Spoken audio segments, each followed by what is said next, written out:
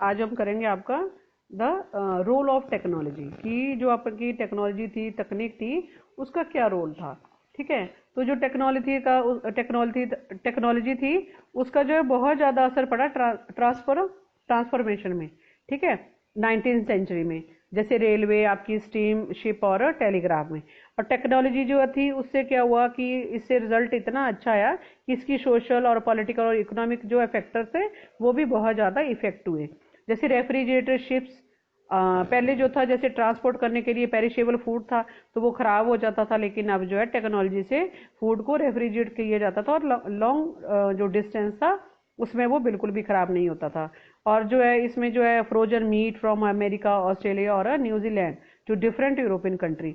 तो पहले जो था उनको जो एनिमल्स होते थे उनको ऐसे ले लिया जाता था, बीच में कई जानवर ऐसे मर जाते थे और अगर मीट लेके जाते थे तो ऐसे मीट तो खराब हो जाता था। तो अब जो है उसको जो मीट था उसको फ्रीजर में डाल के फ्रोजन करके अमेरिका, ऑस्ट्रेलिया और न्यूजीलैंड में डिफरेंट यूरोपियन कंट्रीज में भेजा जाने लगा। ठीक है, तो अब जो था 19th सेंचुरी 1815 टू 1914। ठीक है, ये जो था इसमें आपकी जो ये 19th सेंचुरी थी इसमें economic, political, social, cultural, technological factors जो है वो interacted in complex ways to transform societies and reshape external relation, कि इसने जो है मतलब जैसे जो इनके रिलेशन थे उसको रीशेप करा। ठीक है, कि इसमें उनको कैसे सुधार आए। तो indented labour of a migration from India, meaning of indented labour, कि अनुबंधित जो श्रमिक होते हैं वो क्या होते हैं। ठीक है, तो ये वो श्रमिक होते हैं जिसको जो बॉन्डेड लेबर होती है under contract to work for an employer specific amount of time. ये जो इतने समय के लिए जो है उनको किसी के यहाँ जो है मतलब बॉन्डेड लेबर है, उनको जो है वही काम करना है, उसको छोड़ के कहीं नहीं जा सकते। It brought higher income from some and poverty for others, कि इससे जो है उनको इनकम ज़्यादा दी जाएगी और कुछ लोग जो थे पॉवर्टी फॉर अदर्स, जो गरीब थे वो भी इसमें आ जाते थे। ठीक है, तो causes of migration of Indian ended workers, कि इनका जो अनुबंधित जो वर्कर थे उनका माइग्रेशन का क्या कारण था इंडियन का। ठीक है, तो इसमें जो है इसमें जो था बेटा ये जो लेबर थी आपकी इनको जो था एक बाउंड बना दिया गया था कि most came from the present day of region of eastern Uttar Pradesh, Bihar, central India and Tamil Nadu, यहाँ से मोस्टली ये वर्कर थे। तो these region of India experience many social changes like a cottage industry decline, land rent rose and the lands were cleared for mines and plantation. In 19th century indenture describe a new system of slavery, मतलब इसमें जो है new system of slavery आया कि जैसे जो है लोगों को जो है ये पुरानी जो छोटी छोटी इंडस्ट्रियाँ थी वो ख़त्म हो गई और जो है लैंड जो थी जो माइंस और प्लांटेशन थी उससे जो लैंड वो भी उनको जैसे एग्रीकल्चर करते थे वो भी ख़त्म हो गई। तो उनको जो था कि माइग्रेशन करना मतलब यहाँ से एक स्थान से दूसरे स्थान पर जो है जो इंडियन जो थे उनको अनुबंधित यानी कि इंडेंटेड वर्कर बना के ले जाया जाने लगा। तो नेक्स्ट है आपका द इंटर वॉर इकोनॉमिक, कि जो आपकी ये इंटर वॉर इकोनॉमिक है यानी कि आपका इसमें जो है नेक्स्ट इसमें रिंडर पेस्ट या जो प्लेग था उसके बारे में नहीं बताया गया है, लेकिन मैं थोड़ा सा आपको बताऊंगी कि जैसे ये जो रिंडर पेस्ट बीमारी थी ये पशुओं में, एनिमल्स में फैली थी। तो इसमें जो है अफ्रीका में 1890 के टाइम पीरियड में ये रिंडर पेस्ट जो बीमारी थी वो बहुत जल्दी फैली थी और ये जो मवेशी होते हैं उसमें प्लेग की तरह जो फैलने वाली ये बीमारी थी। इससे लोगों की जो सोर्स ऑफ इनकम था या जो उनकी लोकल इकोनॉमी थी उस पर बहुत ज़्यादा असर पड़ा। तो इसमें जो था बड़े पैमाने पर लोगों ने जैसे प्राचीन काल में अफ्रीका जो था उसमें ज़मीन की कभी कोई कमी नहीं रही, लेकिन वहाँ की आबादी जो थी बहुत कम थी। तो अफ्रीकियों की ज़िंदगी जो थी वो कामकार और ज़मीन और पालती पशुओं के सहारे ही चलती थी। लेकिन जब ये इनकी बीमारी फैली है तो उनके ऊपर जो इसका बहुत बड़ा असर रहा। ठीक है, तो 19th सेंचुरी के एंड में यूरोपीय जो ताकतें थी वो अफ्रीका के बहुत ज़्यादा जो एरिया था यानी कि लैंड का और जो माइनिंग थी उसको देखकर यहाँ के जो आइलैंड थे वो बहुत ज़्यादा आकर्षित हुए और यूरोपीय लोग जो है अफ्रीका में जो प्लांटेशन करने के लिए और माइनिंग करने के लिए मतलब उनका वो माइनिंग करना चाहते थे ताकि जो है वापस उन्हें यूरोप भेजा जा सके। और यहाँ पर एक और समस्या आ गई कि जिसकी उन्हें बिल्कुल भी उम्मीद नहीं थी कि वहाँ के लोग जो है तनख्वाह पर बिल्कुल भी काम करना नहीं चाहते थे। ठीक है। तो ये जो रिंडरपेस्ट की बीमारी थी, ये जो है उन्होंने पशु रोग जो है उससे बहुत फैल गया, और इस बीमारी को 1880 के टाइम पीरियड में आखिरी सालों तक भी देखा गया। और जो था इसमें जंगल जैसे एशियाई देशों से जानवर जो है लाए जाते थे, और ये बीमारी थी जो ब्रिटिश और से आने वाले एशियाई देशों से आए जानवरों के जरिए जो है यहाँ पहुंची थी। अफ्रीका के जो पूर्वी हिस्सा था, इनकी ईस्टर्न पार्ट था, उसके आइलैंड में दाखिल होने वाली ये बीमारी जो है, जैसे जंगल में आग लगती है ना एकदम, तो उसकी तरह फैल गई थी ये बीमारी। तो ये वेस्टर्न अफ्रीका तक भी ये बीमारी जो है वो पहुंच गई, और ये अफ्रीका के अटलांटिक जो एक कोस्ट था वहां तक भी ये बीमारी फैल गई। और 5 साल तक ये जो है अफ्रीका के जो साउदर्न पार्ट था उसमें भी ये बीमारी जो है वो फैल गई, और इससे 90% जो ये एनिमल्स थे उनकी मौत हो गई थी। ठीक है, तो ये जो आपके इसमें थोड़ा डिस्कस नहीं करा था इन नोट्स में, तो मैं आपको बता रही हूँ। और इंडेंटेड लेबर के बारे में भी बता दिया कि ये क्या होती है।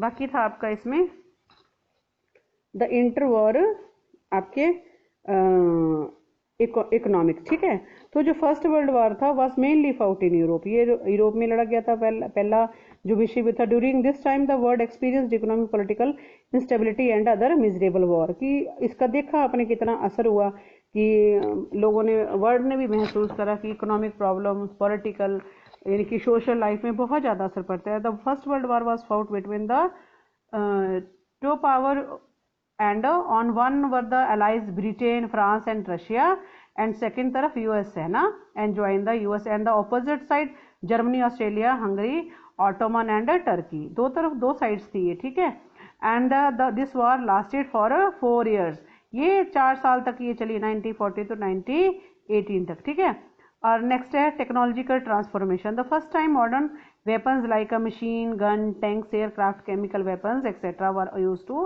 massive scale. Millions of soldiers had to recruited from the around the world. The most of them were men of working age, कि इसमें जो थे मॉडर्न वेपन यूज़ किए गए, इसमें जैसे guns, tank, aircraft, chemical weapon जो है यूज़ किए गए, और मिलियन ऑफ सोल्जर जो थे वो कम से कम जो इसमें आर्मी में थे वो जो यंग वर्किंग एज के लोग होते हैं ना वो थे ज़्यादा। ठीक है, नेक्स्ट है आपका ब्रेटन वुड जो है इंस्टीट्यूशन। ठीक है, एक इसमें जो है to deal with external surpluses and the deficits, a conferences was held in July 44 to Bretton Woods in New Hampshire. तो इसमें जो है ये 1944 में ब्रेटन वुड्स के नाम से जो है जगह थी, और Bretton Woods in New Hampshire में था ये। ठीक है, यूएसए में। तो वहाँ जो है ये डील जो थी वो होनी थी। ठीक है,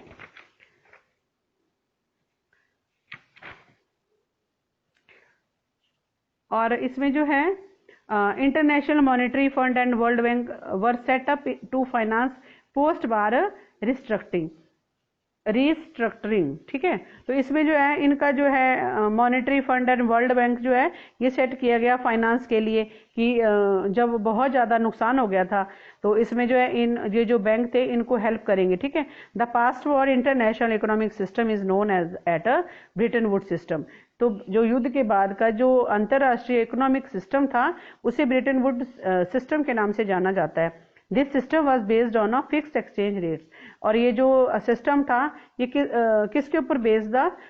फिक्स्ड एक्सचेंज रेट के ऊपर जो था बेस था। और IMF जो है International Monetary Fund and World Bank was are refer to Bretton Wood twins, इनको ब्रिटेन वुड ट्विंस के नाम से जाना जाता है, IMF और वर्ल्ड बैंक को। और USA has effected right to veto over की IMF एंड वर्ल्ड बैंक। जो US था उसके पास पावर थी, वीटो पावर थी IMF और वर्ल्ड बैंक के, मतलब उनके द्वारा जो है उनको वीटो पावर दी गई थी। नेक्स्ट है आपका ग्रेट डिप्रेशन, कि फैक्टर रिस्पॉन्सिबल फॉर डिप्रेशन।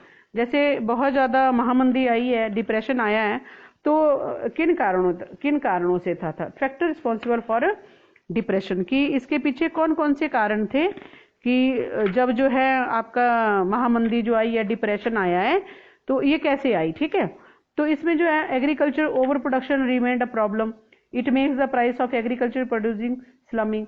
तो ओवर प्रोडक्शन जो एग्रीकल्चर की हुई है उससे भी प्रॉब्लम आई है, क्योंकि इससे प्राइजेस, एग्रीकल्चर के प्राइजेस को बहुत ज़्यादा क्या कर दिया, कम कर दिया, ठीक है। और जो है इसमें आपका many countries finance their investment through the loan they got from USA। काफ़ी कंट्रीज ने लोन लिया इन्वेस्टमेंट करने के लिए यूएसए से। And American capitalist stopped all loans to European countries. American जो कैपिटलिस्ट थे उन्होंने ये जो लोन था यूरोपियन कंट्रीज को देना बंद कर दिया गया। In Europe they led to a failure of some major banks and collapse of currency like sterling. तो यूरोप में जो है काफ़ी मतलब बैंक जो है वो बंद हो गए, ठीक है। तो doubling the import duties by USA which hit the world trade badly. जो इम्पोर्ट ड्यूटीज थी वो डबल कर दी गई यूएसए के द्वारा, तो इसने जो है वर्ल्ड ट्रेड को बहुत ज़्यादा जो है हिट किया, नुकसान किया, ठीक है। तो नेक्स्ट है आपका न्यू इंटरनेशनल इकोनॉमिक ऑर्डर कि NIEO new international economic order, ठीक है। तो ये जो मोस्ट डेवलपिंग कंट्री थी did not benefit from the fast growth of western economic in 1950s and 60। तो बहुत ज़्यादा जो मोस्ट डेवलपिंग कंट्री थी उनको कोई भी फायदा नहीं हुआ फास्ट ग्रोथ से वेस्टर्न इकोनॉमिक इकोनॉमी से, ठीक है। और जो है they organise themselves as a group, the group of 77 और G77 in a demand a new international economic order. जो इसमें जो है एक नया ग्रुप बना जिसका G77 के नाम से जो तो ये बना है। इसमें जो है to demand a new international economic order, इसमें जो है नया इकोनॉमिक ऑर्डर जो है वो दिया जाए। It was system that would given them real control over them their natural resources, more development assistance and fair prices for raw materials and better access for their manufacture good in develop countries markets.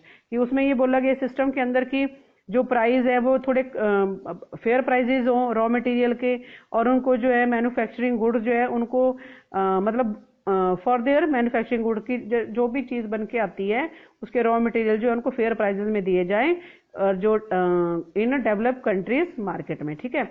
Next है new economic policy in China. और जो है इसमें जो China में new economic policy हुई वो क्या थी, wages were very low in a country like China, बहुत ज़्यादा वेजेस कम थे। The low cost structure of a Chinese economy made in product cheaper. तो जो आपके जो अगर structure of the low cost structure था ऑफ चाइनीज इकोनॉमी का, तो इससे जो है प्रोडक्ट क्या हुए, चीपर हो गए। China become a favourite destination for MNC, ठीक है, टू इन्वेस्ट। उसका जो था new economic policy of China back into fold of world economy. ये जो MNC है, MNC का मतलब है मल्टीनेशनल कॉर्पोरेशन, ठीक है ना। Multinational corporation are a large companies that operate in a several country at a same time. ये मल्टीनेशनल कंपनी है, इसका मतलब है मल्टीनेशनल कॉर्पोरेशन है वो जो क्या करती है, ये इतनी बड़ी कंपनी है कि ऑपरेट करती है सेवरल कंट्रीज को एक समय में, ठीक है। The worldwide spread of MNC was a notable feature in 1950-1960 as a US business expanded worldwide। इसने जो बहुत ज़्यादा बिजनेस को एक्सपेंड करा। High import tariff impose by a different government force MNC to locate their manufacturing unit. और बहुत ज़्यादा import tariff का मतलब टैक्सेस होता है, लगाए गए, ठीक है। तो और government by different government forced, ठीक है। तो इसमें यही कंक्लूजन निकलता है कि last 2 decades the economy of the world has changed. Lot of countries like China, India and Brazil have achieved rapid economic development. जैसे ये आपको मैंने आपको पहले भी वो ब्रेटन वुड में बताया, जो वो ट्विंस थी आपका IMF एंड वर्ल्ड बैंक, उसने बहुत ज़्यादा हेल्प करी जब ये आपका फर्स्ट वर्ल्ड वार हुआ, ठीक है। तो उसमें जो है लोगों को वहाँ से मतलब पैसा मिला या वो लोन ले सकते थे, ठीक है। तो उससे जो है ये जो मल्टीनेशनल जो कंपनी थी उसने भी उसका ये फीचर ही है कि उसने जो है ऑपरेट करा सेवरल कंट्रीज़ को एक समय में।